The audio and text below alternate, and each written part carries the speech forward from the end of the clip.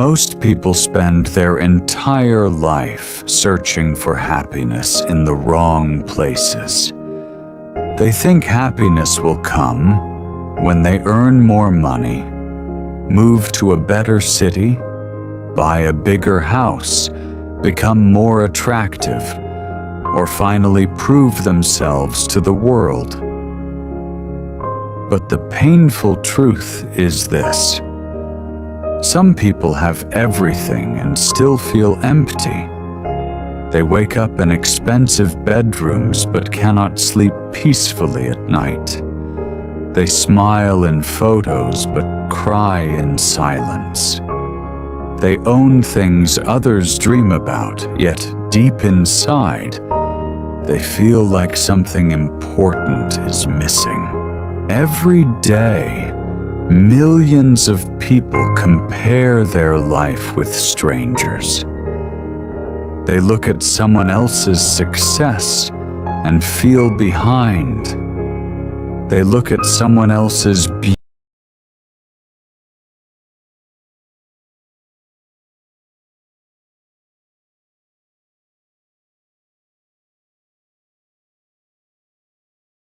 beauty and feel ordinary. They look at someone else's happiness and feel broken. Maybe you have felt this too. Maybe you keep telling yourself, one day when I achieve this, I will finally be happy. One day when I have more money. One day when people respect me. One day when my life looks perfect. But what if happiness was never waiting at the end of success? Why does this feel so heavy?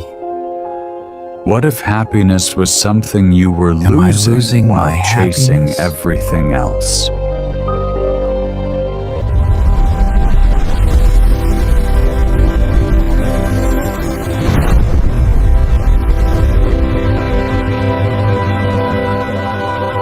My name is Zelos, and this story may change the way you understand happiness forever. This is the story of a young man named Leo, a quiet old gardener, and a lesson hidden inside a city that never stopped running. Leo lived in London, a city filled with lights, noise, ambition, and endless movement. He was 20 years old, smart, hardworking, and full of dreams. But no matter what he achieved, he never felt satisfied. If he bought new shoes, the happiness lasted only one day. If he received praise, he wanted more. If one of his friends got a better job, Leo felt small. If someone posted a beautiful vacation photo from Paris, Dubai, or New York, Leo felt like his own life was meaningless. He was always busy, always thinking, always comparing. Even while sitting with his family at dinner, his mind was somewhere else. He would scroll through his phone, watching other people's lives, feeling as if everyone was moving forward while he was standing still. One night, his younger sister asked him, "Leo, why do you always look worried?" Leo sighed and said, "Because everyone else seems happier than me." The next morning, Leo was walking through a public garden near his apartment. The city was waking up. Buses moved through the streets. People rushed toward offices. Coffee shops opened their doors. Everyone seemed busy, important, and in a hurry. In the middle of the garden, Leo noticed an old man watering plants. The man had white hair, simple clothes, and calm eyes. His name was Mr. Adrian. People in the neighborhood knew him as the quiet gardener who never complained. Every morning, he watered the flowers with patience. Every evening, he sat on the same wooden bench and watched the sky change colors above the city buildings. There was something strange about him. He was not rich. He did not own a big car. He did not wear expensive clothes. But his face carried a peace that Leo had never seen in successful people. One evening, Leo finally walked toward him and asked, "Sir, can I ask you something?" The old gardener smiled. "Of course." Leo looked down and said, "Why do some people have so little but still look peaceful, while others have so much but still feel unhappy?" Mr. Adrian did not answer immediately. He looked at the busy road, then at the quiet flowers, and said, "Do you really want to know the answer?" Leo nodded quickly. "Yes, I am tired of feeling empty." The old man placed the watering can on the ground and said, "Then come tomorrow morning before sunrise. I will show you something." The next morning, Leo arrived while the sky was still dark blue. Mr. Adrian was already waiting near the garden gate. Without saying much, he led Leo through the quiet streets until they reached an old train station outside the city center. Inside the station, hundreds of people were rushing. Some were late for work. Some were holding coffee. Some were checking their phones. Some looked angry. Some looked tired. Almost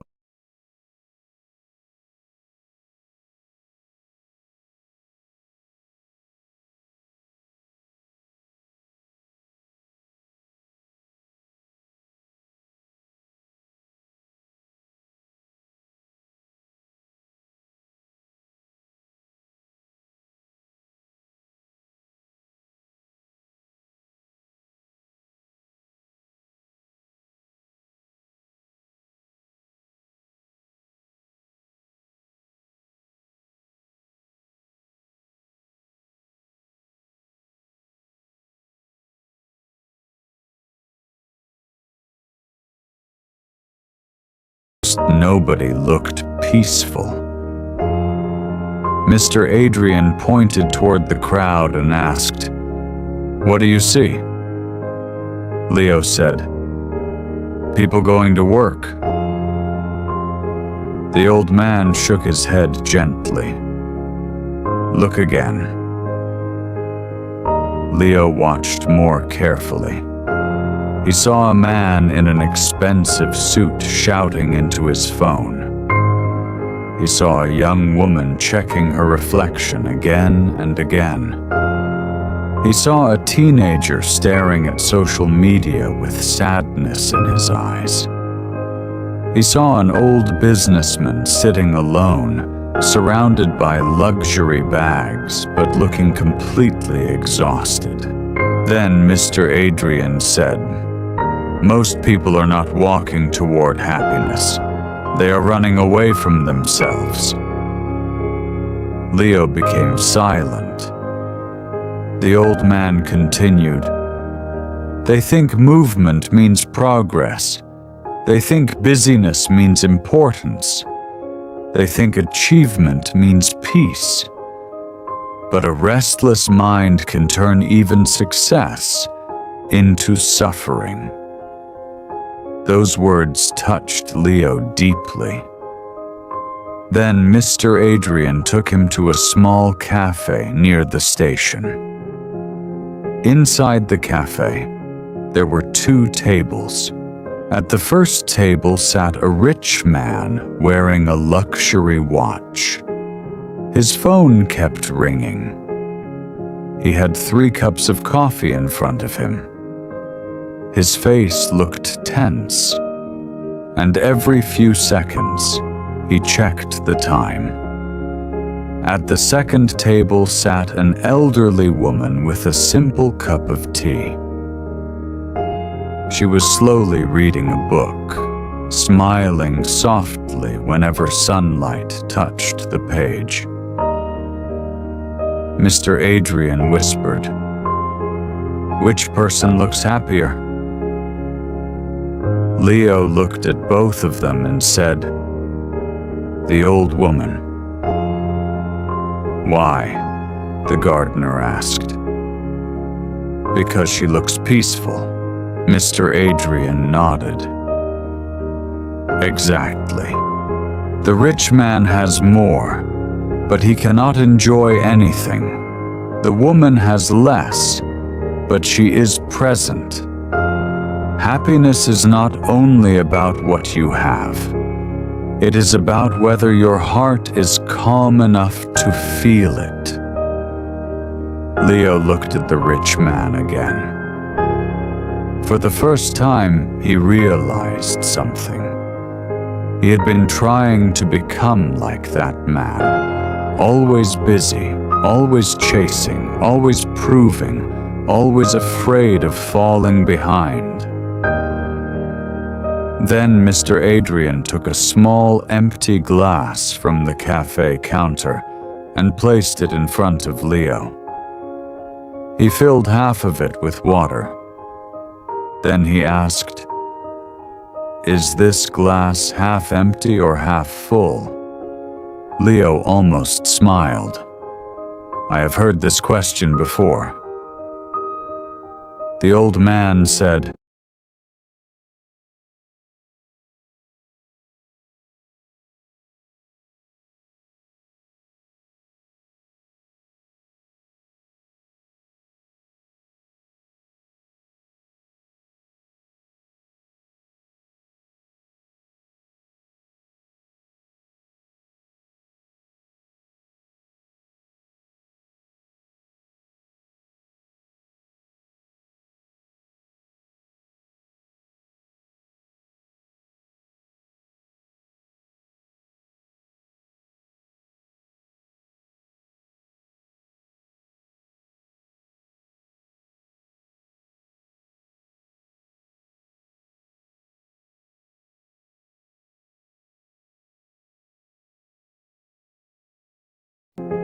"Most people have heard it, but very few understand it."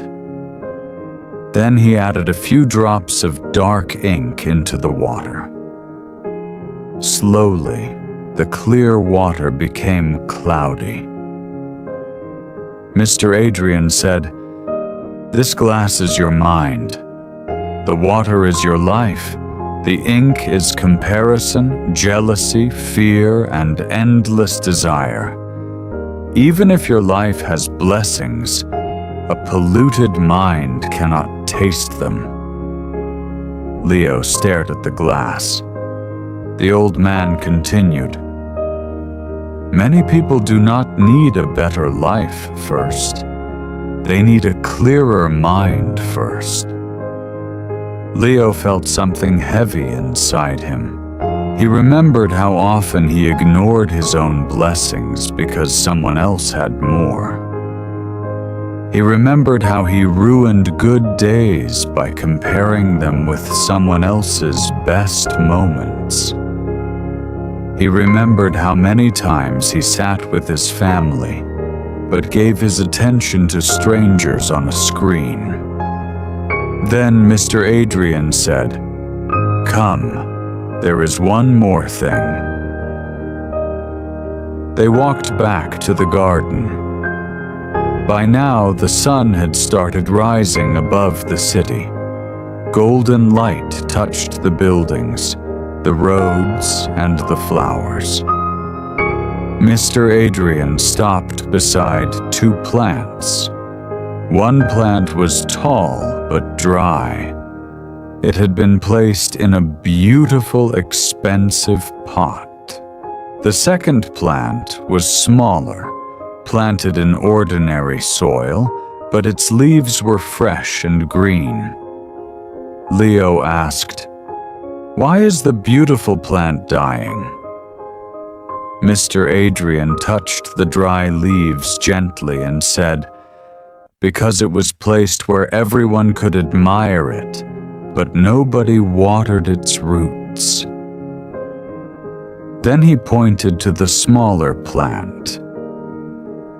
"This one does not impress everyone, but it receives sunlight, water, and care, so it grows."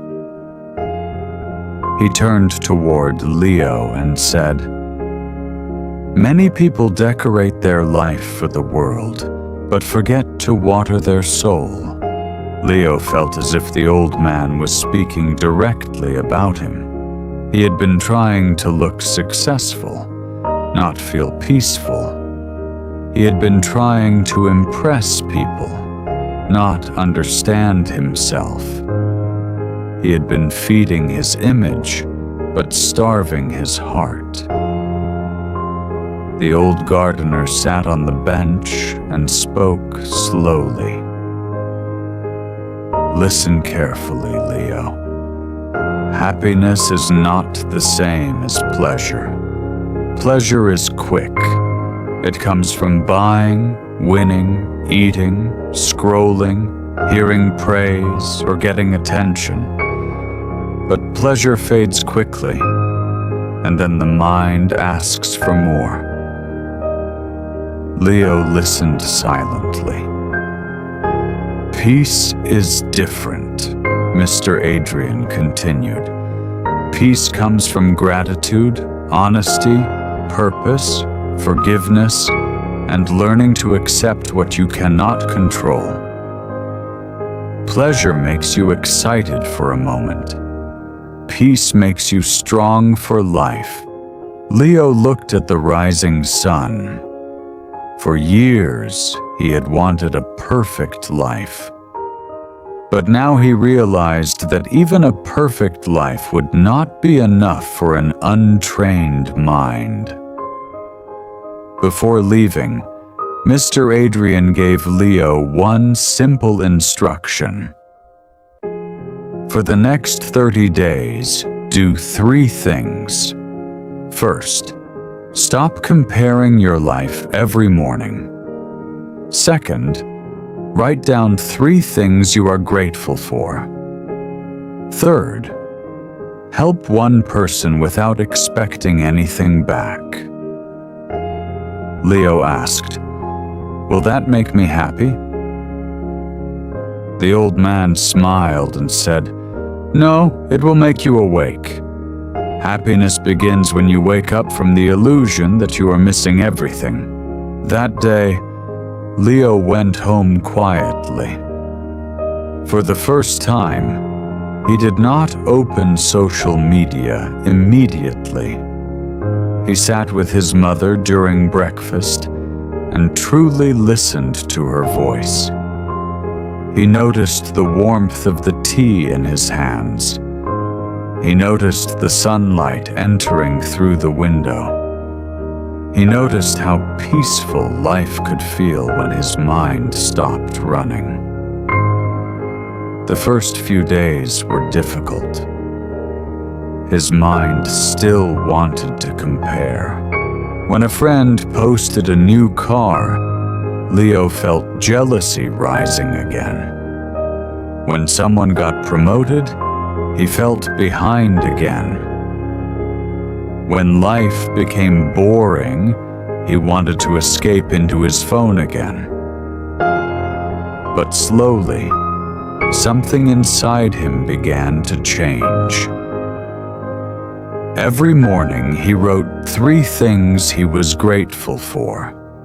Some days they were simple, a healthy body, a kind message, a quiet walk, a warm meal, a conversation with his sister, a peaceful evening.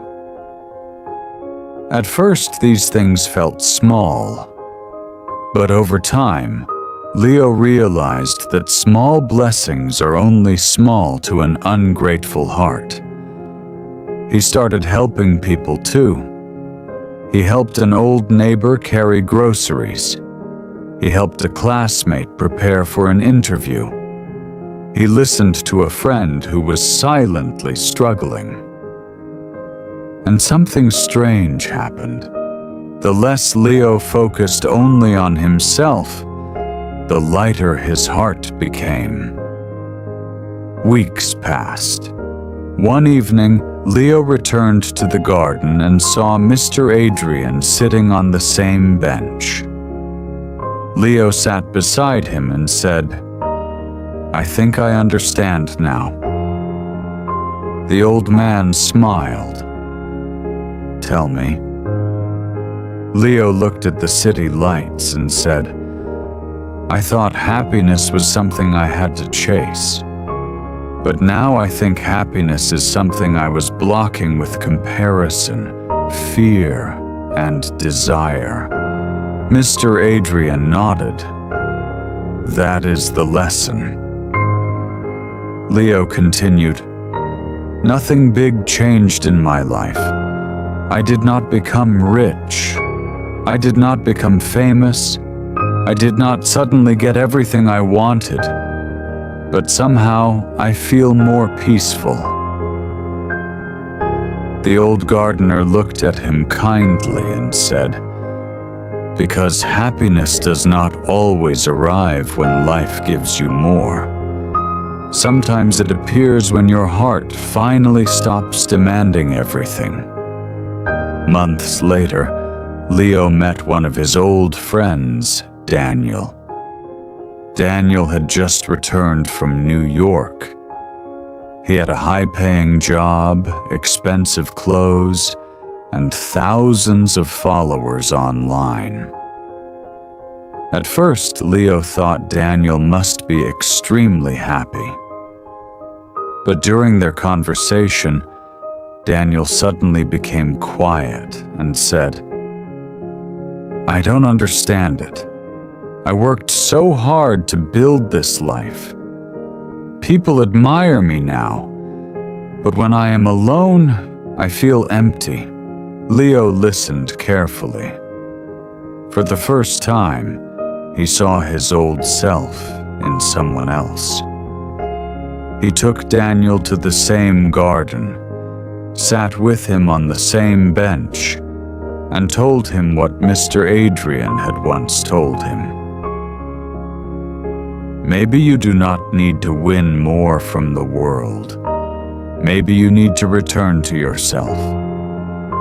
Daniel looked at him with tired eyes, and for the first time in months, he did not check his phone.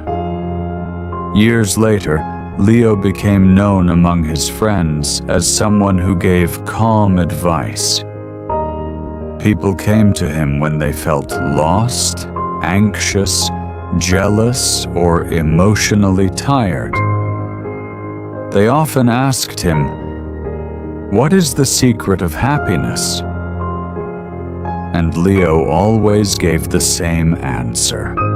"Happiness begins when you stop measuring your life with someone else's ruler." He would tell them, "You can have success and still suffer. You can have money and still feel poor inside. You can have attention and still feel unseen. Because happiness is not built by collecting more things.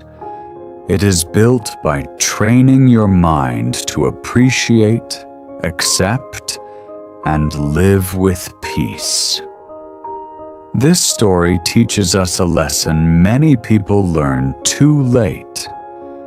Most people are not unhappy because their life is completely empty.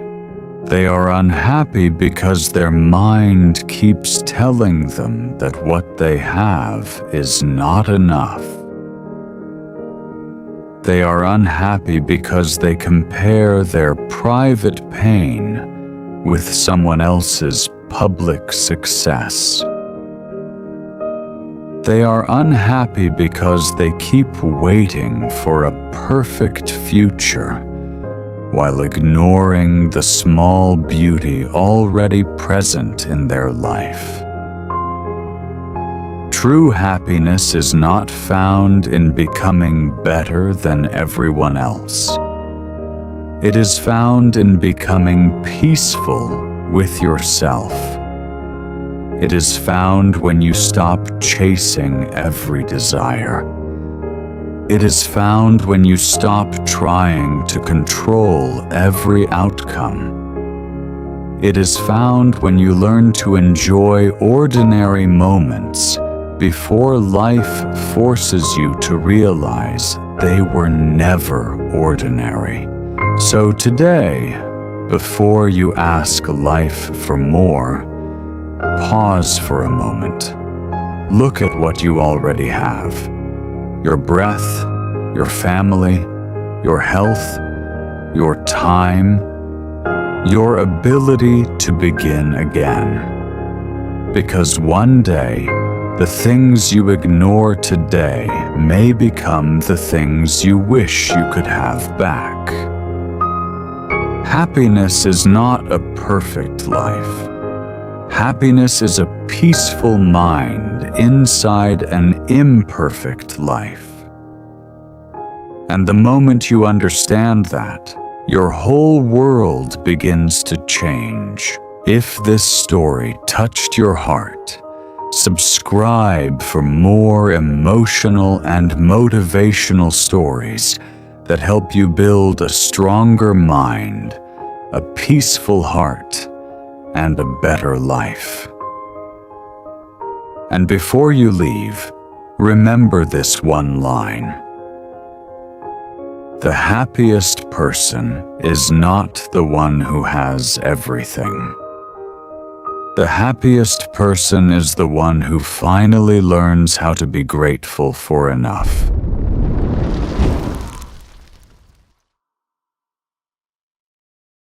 The Man Who Collected Tomorrows, a powerful story about happiness, gratitude, and living today.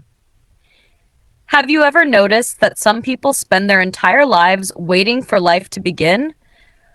They say, I'll be happy when I earn more money. I'll be happy when I buy a bigger house. I'll be happy when I find the perfect relationship. I'll be happy when everything finally goes my way. But what if happiness is not waiting for you in the future? What if the future you keep chasing is stealing the life you already have? And what if one day you discovered that you had spent so much time preparing to live that you forgot to actually live? This is the story of a man who spent years collecting tomorrows and almost lost today forever. My name is Wally, and today I want to tell you the story of a young man named Ethan. Ethan lived in a busy city where everyone seemed to be chasing something. Some chased money, some chased status, some chased attention, and some chased dreams so fiercely that they forgot why they wanted them in the first place. Ethan was 28 years old. He worked long hours at a growing company. He was intelligent, disciplined, and ambitious. Everyone who knew him believed he was destined for success. But there was one strange thing about Ethan. No matter how much he achieved, he never allowed himself to enjoy it. Every accomplishment was immediately followed by another goal. Every victory became another starting line. When he received a promotion, he celebrated for one evening before worrying about the next promotion. When he bought a new apartment, he immediately started wishing it were larger. When he reached a savings goal, he created a bigger one. His entire life revolved around a single sentence: things will be better later. Later, later, later. That word quietly controlled his life. His mother often invited him to dinner. I'll come later. His friends invited him on trips. Maybe later. His sister asked him to watch the sunset with her. Not now. Later. Life kept offering him moments. He kept postponing them. One evening, after another exhausting day at work, Ethan was walking home when a heavy rainstorm suddenly began. People rushed for shelter. Cars splashed through puddles. The city lights reflected on the wet streets. Trying to escape the rain, Ethan entered a small antique shop he had never noticed before. The shop was hidden between two modern buildings. Its wooden sign was faded. Its windows were covered with dust. Inside, hundreds of old objects filled the room. Ancient clocks, books, maps, lanterns, paintings, and strange items Ethan could not identify. Behind the counter sat an elderly man with silver hair and calm eyes. The old man smiled. Welcome. Ethan nodded politely and waited for the rain to stop. As he looked around, something unusual caught his attention. On a shelf stood dozens of glass jars. Each jar had a small label attached. Some labels said things like, "When I become rich," "When I have more time," "When life is easier," "When people respect me," "When everything is perfect." Ethan frowned. What are these? The old man smiled. They are tomorrow jars. Ethan laughed. Tomorrow jars? The old man nodded. Yes, most people own them. I don't understand. The old man slowly stood and walked toward the shelf. Every time people postpone happiness, they place another piece of their life inside one of these jars. Ethan chuckled. That makes no sense.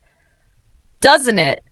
The old man handed him a jar labeled, "When I finally succeed." Tell me, the old man said, have you ever thought happiness would arrive after your next achievement? Ethan hesitated. Of course, the old man nodded. Most people do. He pointed toward the shelf. They spend their entire lives filling these jars. The rain continued outside.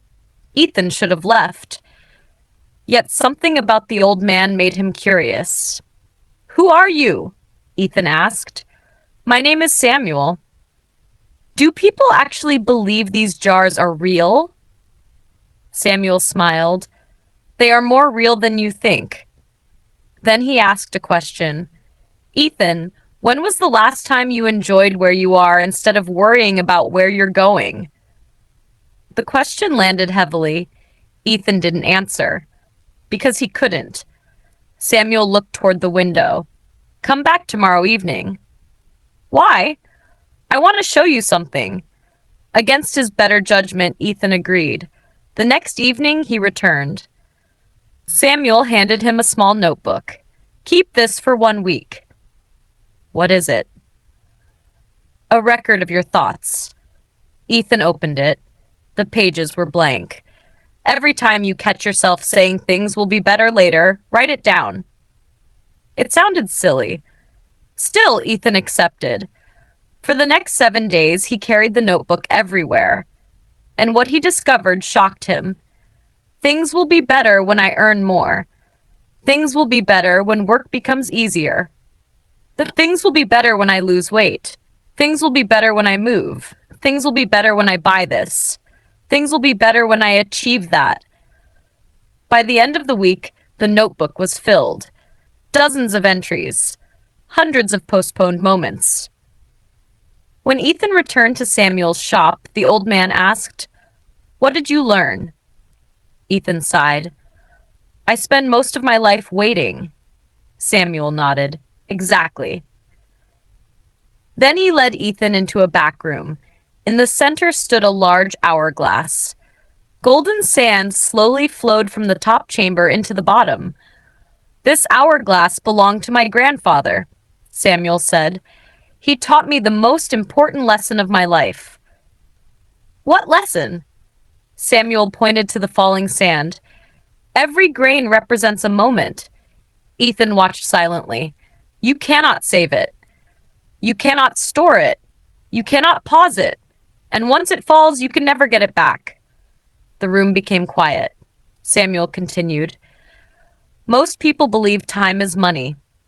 Then he shook his head. No, money can return. Time cannot. For the first time, Ethan felt uncomfortable because he realized something. He treated money as precious. He treated time as unlimited. Yet the opposite was true. The next day, Ethan visited his parents. Nothing extraordinary happened. They simply ate dinner together. His mother laughed. His father told an old story. His sister teased him about childhood memories. Normally, Ethan would have checked emails throughout the meal. This time, he put his phone away. And something strange happened. He enjoyed himself. Truly enjoyed himself. Not because anything remarkable occurred, but because he was actually present. Weeks passed. Ethan continued visiting Samuel. Each visit brought a new lesson. One afternoon, Samuel took him to a park. Children were playing nearby. Some chased pigeons. Some laughed while running through fountains. Some sat on swings. Samuel asked, "What do you see?" "Children." "No." Samuel smiled. "Look again." Ethan watched carefully. Then he noticed something. None of them were worried about tomorrow. None of them cared about impressing strangers. None of them were comparing their lives. They were simply experiencing the moment. Samuel nodded. That is why children laugh so easily. They live where happiness exists. Where? Here. He tapped the ground beneath them. Today. Months passed. Slowly, Ethan changed. Not dramatically. Not overnight, but gradually. He started taking evening walks. He called old friends. He listened more. He rushed less. He learned to enjoy simple things. Warm tea, rain against the window, conversations, books, sunsets, silence. The world around him had not changed, yet life felt richer. Then one day, Ethan entered Samuel's shop and found it closed. The door was locked. The lights were off. A small note hung from the handle. It was addressed to him. With trembling hands, he opened it. Inside was a simple message. Ethan, if you are reading this, my journey has reached its final chapter. Do not be sad. Every life is a story. The question is not how long the story lasts. The question is whether we truly lived while it was being written. There is one final gift waiting for you inside. Ethan's heart sank. After asking neighbors, he learned Samuel had passed away peacefully during the night. The news hit him harder than expected. He had known the old man for less than a year. Yet Samuel had changed his life. The shop owner next door handed Ethan a small wooden box Samuel had left behind. Inside the box was a single glass jar. Its label read, "Today." Unlike the others, this jar was empty. A note rested beside it. It said, "Most people spend their lives filling jars called tomorrow. Very few learn to protect today. Do not wait for life to become perfect before you allow yourself to be happy. Life is happening now. Love now. Laugh now. Forgive now. Live now. Because one day all the tomorrows will run out." Tears filled Ethan's eyes. Years later, Ethan became successful, more successful than he had ever imagined. But something was different. Success was no longer his source of happiness. It was simply one part of life. He still worked hard. He still pursued goals. But he no longer sacrificed today for a future that might never arrive. Whenever people asked him the secret to happiness, he would show them a small glass jar sitting on his desk. The jar labeled, "Today." And he would say, "Most people spend their lives waiting for happiness to arrive. I used to do the same. Then I learned something important. Happiness is not hiding in tomorrow. It has been knocking on your door every day. The problem is that you keep telling it to come back later." And perhaps that is the lesson for all of us. We are so busy preparing for life that we forget to live it. We are so focused on the next chapter that we miss the page we are currently on. The future matters. Goals matter. Dreams matter. But never forget this. A beautiful future is built from beautiful todays. And if you keep postponing happiness until everything is perfect, you may spend your entire life waiting. Because perfection never arrives. Life is happening now, not tomorrow, not someday, now. And this moment, the one you are living right now, here's a completely original, inspirational story inspired by the theme of inner peace and happiness, but with a different plot, characters, symbolism, and lesson. It's designed for a YouTube narration of approximately 18 to 20 minutes. Title: The Man Who Collected Tomorrow.